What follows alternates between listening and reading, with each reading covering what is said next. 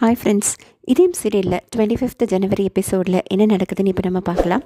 இதயம் சீரியல் பற்றின அப்டேட்ஸ் தெரிஞ்சுக்க என்னோட சேனலை சப்ஸ்கிரைப் பண்ணி வச்சுக்கோங்க. ஆண்டாளும் அழகரும் பிரச்சாரத்தை பற்றி பேசிகிட்டு இருக்காங்க. அப்போ ஆண்டாள் சைடு நின்றுந்தவங்கெல்லாம் இந்த அழகர் ஆண்டாளோட கட்சியை பற்றி எதுவும் பேசினோடனே அவங்க எல்லாரும் அழகர் சைடு வந்துடுறாங்க. இதெல்லாம் பார்த்துக்கிட்டே இருக்கும்போதே ஆண்டாள் அப்படியே மயக்கம் போட்டு கீழே விழுந்துடுறாங்க. விழுந்த உடனே அழகர் ஓடி போய் தூக்க போகிறாரு. உடனே பாட்டிலாம் சொல்கிறாங்க, இவன் தர்மலிங்கத்தோட பொண்ணுடா, நடிக்கிறா, போகாத அப்படிங்கிறாங்க. இல்லை அவள் விழுந்துட்டா அப்படின்னு சொல்லிட்டு அவளை தூக்கி கொண்டு போய் உள்ளே வச்சு மயக்கம்லாம் தெளிய வச்சு பார்த்துட்ருக்காங்க. அவங்க உடனே ஆண்டாள் மயக்கம் தெளிஞ்சோடனே எல்லோரும் எழுந்து வெளில போங்க, எதுக்கு நீங்கள்லாம் வீட்டுக்குள்ளே வந்தீங்க அப்படின்னு சொல்லி திட்டுறாங்க. பவித்ரா போய் டாக்டரை கூட்டிகிட்டு வந்து காட்டுறாங்க. ஸோ டாக்டரை பார்த்துட்டு ஆண்டாள் கர்ப்பமாக இருக்கிறதா சொல்கிறாங்க. இது கேட்ட உடனே அழகருக்கு, பாட்டிக்கு, அவங்க அம்மாவுக்கு எல்லாருக்கும் ரொம்ப சந்தோஷமாயிடுது. ஆனால் அந்த சந்தோஷம் ஆண்டாள் கிட்ட இல்லவே இல்லை. ஸோ டாக்டர் உடம்ப நல்லா பார்த்துக்கோங்க, இந்த மாதிரி பிரச்சாரத்துலலாம் போய் ரொம்ப கஷ்டப்படாதீங்க அப்படின்லாம் சொல்லிட்டு கிளம்பிடுறாங்க. இப்போ உடனே அழகர் பேச வராரு. அப்போ உடனே ஆண்டாள் சொல்கிறாங்க, என்னோட நல்லது நடந்தாலும் எங்கள் அப்பா என் கூட இருக்கணும். எங்கள் அப்பா இப்போ எங்கள் கூட இல்லவே இல்லை. நீங்கள் எல்லோரும் சேர்ந்து எங்கள் அப்பா மேலே கேஸ் கொடுத்ததுனால அவர் ஓடி போய் ஒழிச்சிக்கிட்டாரு. ஸோ எனக்கு இதில் ஒரு சந்தோஷமே இல்லை அப்படின்னு சொல்லி சொல்கிறாங்க. இதை கிட்ட உடனே லக்ஷ்மி அம்மாவும் பாட்டியும் இப்படியே தான் பேசிகிட்டு இருப்பான்னு சொல்லிட்டு கிளம்பி பாரதி வீட்டுக்கு வந்துடுறாங்க.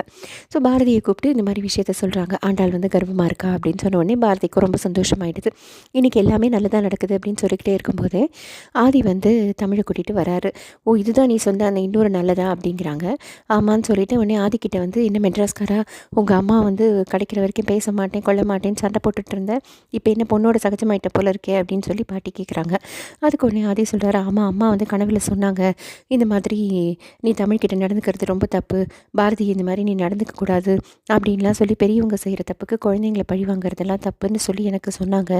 அதனால தான் அம்மா நேரில் வரல, ஆனால் கனவில் சொன்னாங்க. ஸோ அம்மாவே சொன்னதுக்கப்புறம் எப்படி கேட்காம இருக்க முடியும், அதனால தான் நான் மனசை மாற்றிக்கிட்டேன் அப்படின்னு சொல்கிறாரு. உடனே இதை கேட்ட உடனே பாட்டி ரொம்ப ஷாக் ஆகிடுறாங்க. அப்புறம் தமிழ் இன்னும் ஏதோ ஒன்று வாங்கணும்னு சொல்கிறா. ஸோ உடனே அவங்க 2 பேர் வெளில போகிறாங்க. லக்ஷ்மி அம்மா அதுக்கு முன்னாடி ஆதிக்கிட்ட சொல்கிறாங்க, இந்த மாதிரி அழகருக்கும் குழந்தை பிறக்க போகுது அப்படின்னு சொன்ன உடனே அழகரும் அப்பாவாக போகிறாருன்னு கேட்ட உடனே ஆதி ரொம்ப சந்தோஷப்பட்டுக்கிறாரு. ஸோ தமிழும் ஆதியும் வெளியில் போன உடனே பாட்டி அப்படியே ஸ்டன்னாக இன்றைக்கிறத பாரதி பார்த்துட்டு கேட்குறாங்க, என்னாச்சு பாட்டி, ஆதி அவங்க அம்மா கனவில் வந்தாங்கன்னு சொன்ன உடனே நீங்கள் ஒரு மாதிரி அதிர்ச்சி அடைஞ்ச மாதிரி இருந்தீங்களே, என்னாச்சு அப்படின்னு சொல்லி கேட்குறாங்க. அதுக்கு உடனே பாட்டி சொல்கிறாங்க, கனவில் வந்தவங்க இனிமேல் நேரில் வரமாட்டாங்கன்னு சொல்லுவாங்க, அப்படின்னா ஏதோ பெரிய ஆபத்து காத்திருக்கு பாரதி, ஒன்று உங்கள் அத்தை உயிரோடு இருக்கக்கூடாது, அப்படி இல்லை உயிர் ஊசலாடிட்டு இருக்கணும் அப்படின்னு சொல்லி சொன்ன உடனே பாரதியும் பயங்கரமாக பயந்துடுறாங்க. பாட்டியும் ரொம்ப அதிர்ச்சியாக சொல்கிறாங்க. அதை இந்த பக்கம் சாரதம்மாவை ஹாஸ்பிட்டலில் காட்டுறாங்க. அங்கே காட்டால் அவங்களுக்கு பல்ஸ் ரொம்ப டவுன் ஆகிட்டே இருக்குது. டாக்டர் போலீஸ்கிட்ட சொல்கிறாங்க, இந்த மாதிரி அவங்க கிரிட்டிக்கலாக தான் இருக்காங்க, என்ன பண்ணுறதுன்னு தெரியல, அதோடு இல்லாமல் அவங்க கோமாக்கு வேற போயிட்டாங்க அப்படின்னோடனே யார் என்னென்னு கண்டுபிடிக்க முடிஞ்சிச்சா அப்படின்னு கேட்குறாங்க போலீஸ் இல்லை எங்களுக்கு யாருன்னே தெரியல அப்படின்னு சொல்கிறாங்க. சரி, ஓகே, நம்ம நாளைக்கு காலையில் வரைக்கும் பார்ப்போம், அப்படி இல்லைன்னா உங்கள் ஹையர் அஃபிஷியல்ஸ் கிட்ட டிஸ்கஸ் பண்ணிவிட்டு என்ன டிசைட் பண்ணலான்னு முடிவு பண்ணலாம் அப்படின்னு சொல்லிடுறாரு டாக்டர். ஆண்டாள் கிட்ட அழகர் பேசிகிட்டு இருக்காரு. இந்த மாதிரி நான் ரொம்ப சந்தோஷமாக இருக்கேன், ஆனால் நீ ஏன் இப்படி இருக்க அப்படின்னு சொல்லி கேட்குறாரு. அவங்க திருப்பி எங்கள் அப்பா ஜெயிலுக்கு நீங்கள் எல்லாம் போட்டுடணும்னு சொல்லி பார்க்குறீங்க, தலைமறைவாயிட்டாரு, எங்கள் அப்பா என் கூட இல்லாமல் எனக்கு எந்த சந்தோஷமும் இல்லை அப்படின்லாம் சொல்கிறாங்க. அழகர் திட்டுறாரு, உனக்கு அறிவு இருக்கா இல்லையானே தெரியல, இவ்வளோ பேர் சொல்கிறோம், இன்னும் புரியாமல் நீ அதையே பேசிகிட்டு இருக்க, உங்கள்கிட்ட எல்லாம் பேசுகிறதே வேஸ்ட்டு அப்படின்னு சொல்லிட்டு போயிடுறாரு. ஆதியும் பாரதியும் ஆண்டாளை பார்க்க வராங்க. அவங்கக்கிட்டேயும் ஆண்டாள் சரியாக பேசலன்னு உடனே பாதி உடனே கேட்குறாரு, என்ன தான் வேணும் ஆண்டாள் இப்போ உங்களுக்கு அப்படின்னு கேட்குறாரு. உங்களுக்கு என்ன, உங்கள் அப்பா உங்கள் கூட இருக்கணும் அவ்வளோதானே, சரி விடுங்க, நாங்கள் இந்த கேஸை வாபஸ் வாங்கிடுறோம் அவ்வளோதானே, அப்போ நிம்மதியாக சந்தோஷமாக இருங்க, எனக்கு எப்படி எங்கள் அப்பா அம்மா முக்கியம்னு நான் நினைக்கிறேனோ அந்த மாதிரி நீங்கள் நினைக்கிறீங்க அப்படின்னு உடனே அழகர் கத்துறாரு. அவள் தான் பைத்தியம் மாதிரி பேசுகிறானா, நீ எதுக்கு இப்போ கேஸை வாபஸ் வாங்குறேன்னு சொல்கிற அப்படிங்கிறாரு. இல்லை, ஒரு அண்ணனா இந்த ஆண்டாள் இப்படி வயிறுமா இருக்கும்போது அவங்க ஆசைப்படுறத நான் நிறைவேற்றி வைக்கணும், அவங்க ஆசை என்ன, அவங்க அப்பா கூட இருக்கணுங்கிறதான ஆசை, அதுக்கு நம்ம வாபஸ் வாங்கிட்டா அவர் வெளியில் வந்துடுவார்ல, ஸோ அதனால் நம்ம கேஸை வாபஸ் வாங்கிடலான்டா மாப்பிள்ள அப்படின்னு சொல்லிடுறாரு. ஸோ உடனே இவங்க கேஸை வாபஸ் வாங்கின உடனே தர்மலிங்கம் எங்கே ஒழிஞ்சிட்டு இருந்தாரோ அவர் திரும்பி வீட்டுக்கு வந்துடுறாரு. இங்கே எல்லோரும் வீட்டில் குழந்தை பிறக்கிறதுக்கு ஆண்டாளுக்காக லேகியோலாம் ரெடி பண்ணிகிட்டு இருக்காங்க. அப்போ உடனே தர்மலிங்கம் அங்கே வந்த உடனே எல்லோரும் முறைக்கிறாங்க. திருப்பி தர்மலிங்கத்தோடு சண்டை போடுறாங்க. அப்போ உடனே அழகர் சொல்கிறாரு, அண்ணனா ஆதி கேஸை வாபஸ் வாங்கிட்டா, அதான் அவர் தைரியமாக வெளியில் வராரு அப்படின்னு சொன்னோடனே எல்லாரும் திட்டுறாங்க. உடனே லக்ஷ்மி அம்மா வந்து நான் வீட்டை விட்டு வெளில போகிறேன் அப்படிங்கிறாங்க. அதுக்கு உடனே அவங்க மாமியார் சொல்கிறாங்க, இல்லை இல்லை, இவ்வளோ தப்பு பண்ணிவிட்டு இவனே நிம்மதியாக இருக்கான், நம்ம ஏன் லக்ஷ்மி வெளில போகணும், இது ஏன் புருஷனோட வீடு, நீ பேசாமல் இரு அப்படின்னு சொல்கிறாங்க. ஸோ இப்போ அவங்கவுங்க வேலையை பார்த்துட்ருக்காங்க. அப்படி வேலையை பார்த்துட்டு இருக்கும்போது ஆண்டாள் ரொம்ப சோர்வாக உட்காந்துருக்காங்க. உடனே அவங்க தர்மலிங்கம் வந்து கேட்குறாரு, என்ன எதுக்கு இப்படி ஒரே சோர்வாக உட்காந்துருக்க அப்படின்னு கேட்டோடனே, இல்லை கை கால் தான் வலிக்குது அப்படின்னு அவர் கை கால்லாம் பிடிச்சி விட்றாரு ஆண்டாளுக்கு. அந்த நேரம் வந்து அங்கே அழகர் வராரு. வந்தவுடனே, யோ ஏன் தெரியா, நீ எதுக்கே இப்போ அவள் காலை பிடிச்சி விட்ற அப்படின்னு சொல்லி கத்துறாரு.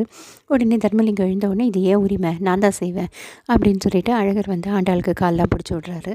உடனே வந்து, இதெல்லாம் நான் உனக்காக பண்ணலை, உள்ளே இருக்கிற என் குழந்தைக்காக நான் பண்ணுறேன் அப்படின்னு சொல்லிட்டு உடனே அவங்க சொல்கிறாங்க, உன் குழந்தை ஜூஸ் கேட்குது, போய் ஜூஸ் போட்டு எடுத்துகிட்டு வா போ அப்படிங்கிறாங்க. அவர் உடனே ஜூஸ் போட்டு கொண்டு வந்து கொடுக்குறாரு.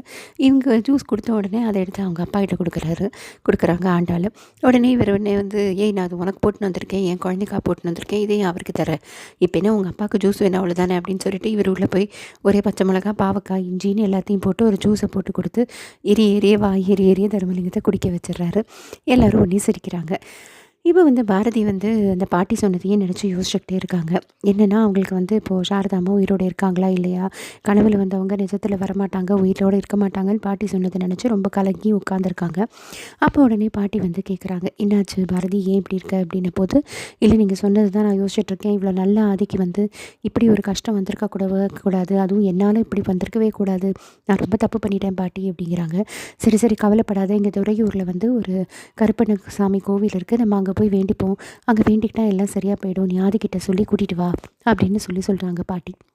அதுக்கு உடனே வந்து பாரதி சொல்கிறாங்க, அவர் இருக்கிற நிலைமையிலே இப்போ இதெல்லாம் கேட்பாரா, வருவாரான்னு கூட எனக்கு தெரியலையே பாட்டி அப்படிங்கிறாங்க.